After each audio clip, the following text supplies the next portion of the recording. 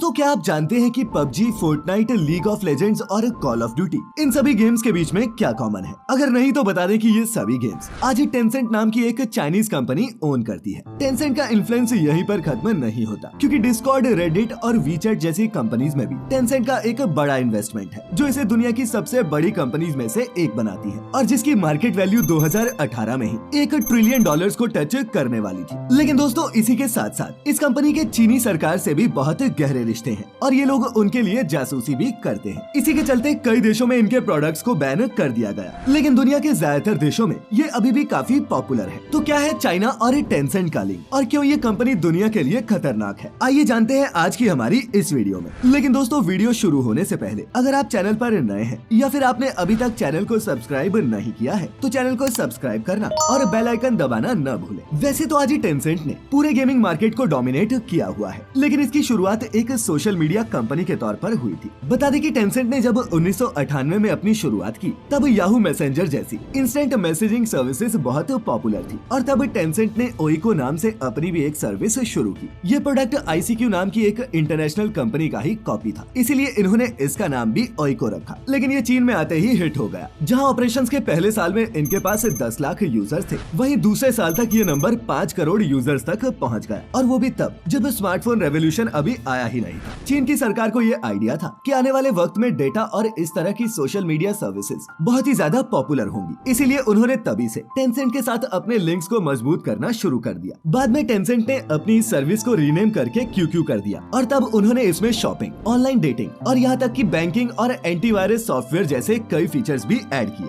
और इन सब की वजह से ये एक तरह का सुपर ऐप बन गया। चीन की सरकार कंपनी को ग्रो करने के लिए और मार्केट को मोनोपोलाइज करने का मौका दे रही थी, और वहीं दूसरी तरफ टेंसेंट भी सरकार के प्रति लॉयल था। 2010 के आसपास से टेंसेंट का बिजनेस अरबों डॉलर का हो गया और तब इस कंपनी ने कई और बिजनेसेस को भी एक्वायर करना शुरू कर दिया। उन्होंने $448 मिलियन देकर Sogo.com नाम के एक सर्च इंजन को एक्वायर किया और फिर देश के बाहर निकलकर राइट गेम्स को 2011 में एक्वायर कर लिया। और तो और एपिक गेम्स और ब्लिजर्ड जैसी कंपनीज में भी उनकी बड़ी इन्वेस्टमेंट्स थी। बाद में QQ का नाम बदलकर वीचैट रख दिया गया, जिसके बारे में आप जानते ही हैं कि आज कितना पॉपुलर है। अब दोस्तों आप सोच रहे होंगे कि इसमें चीन की सरकार को क्या बेनिफिट है, तो दोस्तों ये बेनिफिट कंट्रोल का है। दोस्तों आजकल वीचैट चीन में व्हाट्सएप की तरह इस्तेमाल किया जाता है और इसका सारा डेटा सरकार के साथ शेयर होता है, इसीलिए अगर आप सरकार के खिलाफ बात कर रहे हैं तो फिर उन्हें पता चल जाएगा। हो सकता है कि इसके बाद आपके सभी मैसेजेस पर नजर रखी जाने लगे और कई केसेस में तो अरेस्ट करके आपको गायब भी किया जा सकता है। दोस्तों जब सरकारों के पास इस तरह की पावर होती है तब कोई भी आदमी एक मास मूवमेंट खड़ी नहीं कर सकता। वीचैट के एल्गोरिदम में कुछ वर्ड्स तो चीन ने सीधे ही ब्लॉक किए हुए हैं, और अगर कोई भी इन वर्ड्स को इस्तेमाल करते पकड़ा गया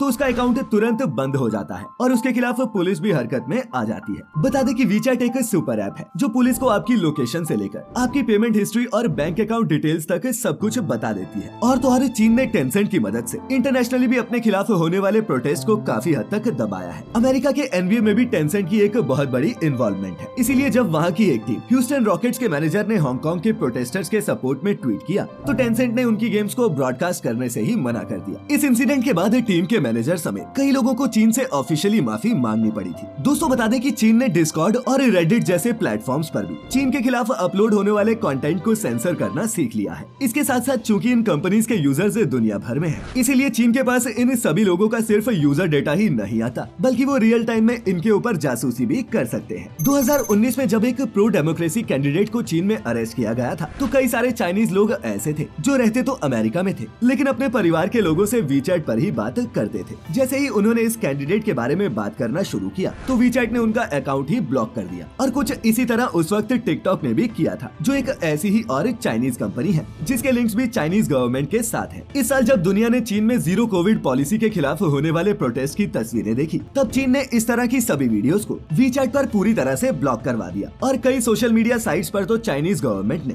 जानबूझकर पॉर्न अपलोड कर दिया ताकि लोग इस चीज के बारे में बात करना छोड़ दें। डेटा सिक्योरिटी के मामले में भी अगर हम टेंसेंट का रिकॉर्ड देखें तो वो बहुत खराब है। एमनेस्टी इंटरनेशनल ने अपनी एक रिपोर्ट में टेंसेंट को डेटा ट्रीटमेंट के मामले में 100 में से 0 पॉइंट्स दिए थे। दोस्तों ये सब चीन के ग्रैंड प्लान का हिस्सा है, जहाँ एक तरफ वो अपनी मिलिट्री पावर दुनिया को दिखा रहा है और वहीं दूसरी तरफ इस तरह की कंपनीज को कंट्रोल करके अपने खिलाफ उठने वाली आवाजों को भी साइलेंट कर रहा है। सिर्फ इतना ही नहीं, चीन के पास अब ये पावर भी है कि वो दूसरे देशों की सरकार तक पलट सके, क्योंकि इसके लिए उन्हें सिर्फ अपने प्लेटफॉर्म्स पर प्रोपेगेंडा फैलाना है। जिस तरह ये खबर सामने आई थी कि 2016 में डोनाल्ड ट्रंप को इलेक्शन जिताने में रूस का भी हाथ था, उसी तरह आज चीन भी कई ऐसे देशों के इलेक्शन रिजल्ट्स को चेंज करके अपनी फेवरेबल सरकार को वहां जिताती है। यही वजह थी कि 2020 में अमेरिकी सरकार ने टेंसेंट और टिकटॉक जैसी कंपनीज पर एक इन्वेस्टिगेशन ओपन की और आज भी दुनिया के कई देशों में इस पर अलग अलग डिबेट्स चल रही है। भारत में भी पबजी मोबाइल को इसीलिए बैन किया गया था क्योंकि उसमें टेंसेंट की इन्वॉल्वमेंट थी। लेकिन एक बात ये भी सच है कि इस वक्त टेंसेंट और चीनी सरकार के बीच सब कुछ सही नहीं चल रहा और वो उनके फाइनेंशियल नंबर्स में भी दिखाई देता है। तो जैसा कि हमने आपको पहले बताया था कि 2018 में टेंसेंट $1 ट्रिलियन की वैल्यूएशन अचीव करने वाला था, लेकिन वो इसे अचीव नहीं कर पाया और तब से इसके शेयर्स लगातार गिरते जा रहे हैं। इसके पीछे की वजह टेंसेंट के बारे में आने वाले खुलासे तो है ही, लेकिन उससे भी बड़ी बात ये है कि चीन ने टेंसेंट पर कुछ वक्त पहले ही एक काफी बड़ा जुर्माना लगाया। ये फाइन इसलिए लगाया गया क्योंकि कोविड के बाद से चीन में सरकार को लेकर विरोध बढ़ गया था और वहाँ के लोग भी टेंसेंट के एल्गोरिदम को समझ गए थे। इसीलिए वो इस तरह से मैसेजेस लिखते जिसे एल्गोरिदम पकड़ भी ना पाए और बात भी कन्वे हो जाए। इसका एक एग्जांपल ये रहा कि जब जीरो कोविड पॉलिसी के खिलाफ प्रोटेस्ट हो रहा था तो लोगों ने एक दूसरे को ऐसी फोटोज भेजना शुरू कर दिया जिसमें वो खाली साइन बोर्ड लेकर खड़े हैं। सभी को पता है कि अगर इस साइन बोर्ड पर सरकार के बारे में कुछ लिखा तो उनका अकाउंट ब्लॉक हो जाएगा। इसीलिए इस खाली बोर्ड का मतलब भी यही है कि सरकार के खिलाफ विरोध दर्ज किया जा रहा है। और जब इस तरह के मामलों को रोकने में टेंसेंट असमर्थ रहा तब जाकर सरकार ने इन पर ये फाइन लगाया। सरकार के फाइन अनाउंस करते ही इनके शेयर्स की वैल्यू गिरना शुरू हो गई और एक वक्त पर तो टेंसेंट ने 65,000 करोड़ गवा दिए और इनकी वैल्यूएशन कुल 30,000 करोड़ ही रह गई थी। इसके बाद टेंसेंट ने थोड़ी बहुत रिकवरी की